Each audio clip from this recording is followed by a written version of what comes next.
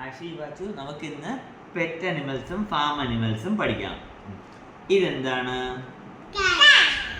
ഇത് ഡോഗ്.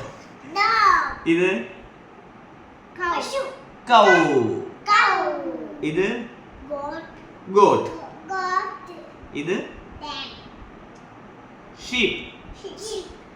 ഇത് ഹോഴ്സ്.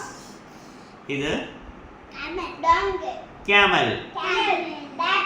ഇത് rabbit. ഇത്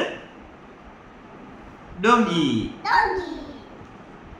ഇത് bull. ഇത് hen. ഇത് cock.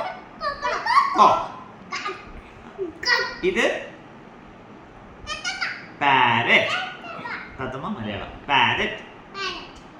ഇത് duck.